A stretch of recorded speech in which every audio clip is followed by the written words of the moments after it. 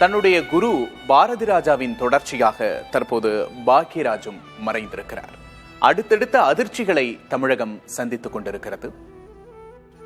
ஒரு பன்முக வித்தகரை இழந்திருக்கிறது தமிழகம்.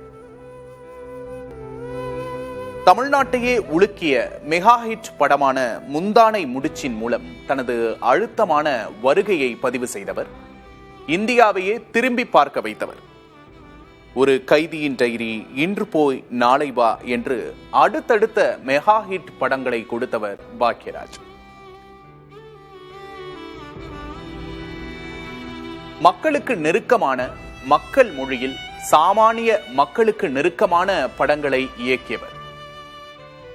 தமிழ் மக்களின் வாழ்வியலை அப்படியே திரையில் காட்டியவர். அதனால்தான் அவர் வெற்றி பெற்ற மிகப்பெரிய இயக்குனராக போற்றப்படுகிறார்.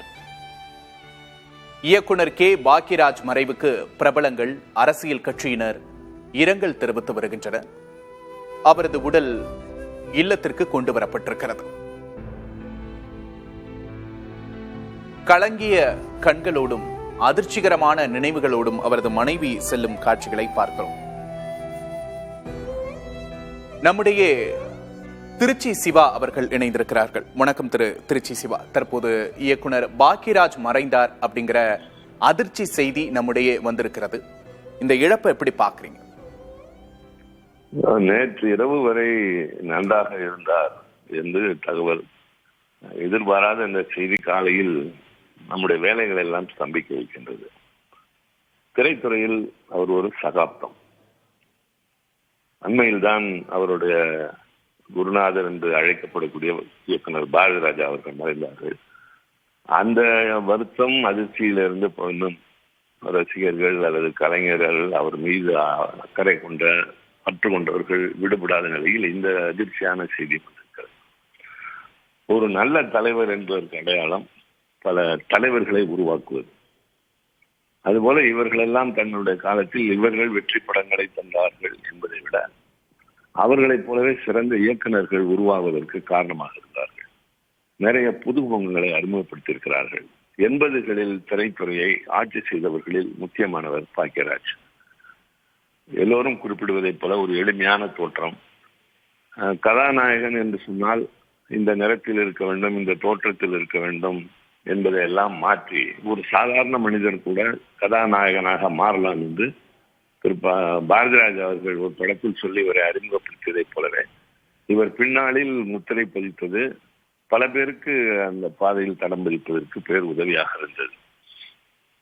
இந்த கலைஞர்கள் எல்லாம் மறைகிற போது நமக்கு ரொம்ப நெருங்கியவர்களை பிரிகிற மாதிரி. காரணம், அவர்களுடைய படங்கள், பாடல்கள், அதில் வரும் காட்சிகள், சில வசனங்கள் நம்முடைய வாழ்க்கையிலே நம்முடைய முக்கியமான நேரங்களாக அமைந்து விடுகின்றன.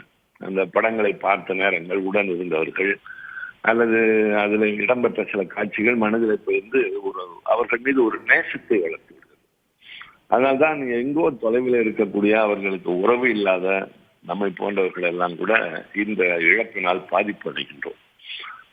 தமிழ் திரையுலகத்திற்கு ஒரு பெரும் இழப்பு என்பதை விட படைப்புலகத்திற்கு திரைக்கதை எப்படி எழுதுவது என்பதிலிருந்து எல்லாவற்றிலும் ஒரு முன்னுதாரணமாக ஒரு தனித்தன்மையோடு விளங்கிய அவருடைய மறைவு அவர் குடும்பத்தினருக்கு மட்டுமல்ல, தமிழ் திரையுலகிற்கு, தமிழ் திரையினை ரசிக்கின்ற அத்தனை பேருக்கும் ஒரு பேர் இழப்பு, அதிர்ச்சி, வேதனை தான். காலங்கள் தான் காயங்களை ஆற்ற முடியும் என்று சொன்னாலும் கூட இப்படி தொடர்ந்து காயங்கள் என்று ஏற்படுகிற போது மனித வாழ்க்கை ஒரு தலைமுறை முடிகிறது. ஒரு காலகட்டத்தில் 70, 80களில் ஆட்சி செய்தவர்கள் மெல்ல மெல்ல திரையுலகில் இருந்தவர்கள் மறைவது பேர் அதிர்ச்சியை தருகின்றது.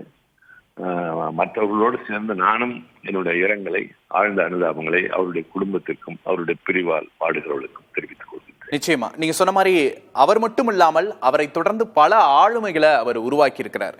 இந்த நேரத்தில் உங்களோட நெருங்கிய நண்பர் சமூகத்தின் மீது பொதுவாகவே ஒரு பார்வை கொண்டவர் அப்படிங்கிறது அவரோட திரைமொழியில நம்மளால பார்க்க முடியும். உங்களோட அதை பற்றி பகிர்ந்திருக்கிறாரா? அவருடனான உணர்வுபூர்வமான தருணங்கள் ஏதேனும் இருக்கிறதா?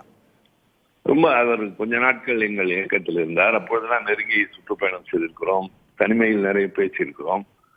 திரைத்துறையின் நுட்பங்களை பற்றி கூட பேசியிருக்கின்றோம். அவருடைய படங்களின் சில காட்சிகளை நான் விளக்கி விவரித்து பேசுகிற போது அதை ரசித்திருக்கிறார். படங்கள் எடுக்கிற போது அதில் எப்படிப்பட்ட அணுகுமுறையினை மேற்கொள்ள, அதாவது ரசிகர்களுடைய எதிர்பார்ப்பு எதை விரும்புவார்கள் என்பதை அறிந்து தருவது. அவருடைய படங்கள் பெண்களை பெரிதும் கவர்ந்தது. அதிகமான உடல் மொழி இல்லாமலே அவருடைய நடனங்களும் அவருடைய சண்டை காட்சிகளும் கூட எல்லோரையும் ரசிக்க வைத்தது. நகைச்சுவை, குறிப்பாக இளையோடும் அவருடைய குரலே ஏதோ ஒரு நகைச்சுவை ததும்பியதாகவே இருக்கும். அப்படி தனிமையில் பேசுகிற போதும் அப்படித்தான் இருக்கும். நகைச்சுவை உணர்வு என்பது தனிமையில் விட அவருடைய திரைகளில் பிரதிபலித்திருக்கிறது. அவருடைய திறமை பெரும்பாலும் அவருடைய பேனாவின் வழியாக, கேமராவின் வழியாக, கண்களின் வழியாகத்தான் வெளிப்பட்டிருக்கின்றது. அந்த வகையில் அவர் தனிமையிலே, தனிப்பட்ட முறையில் எனக்கு ரொம்ப நெருக்கமான கலைஞர்களில் அவர் ஒருவர்.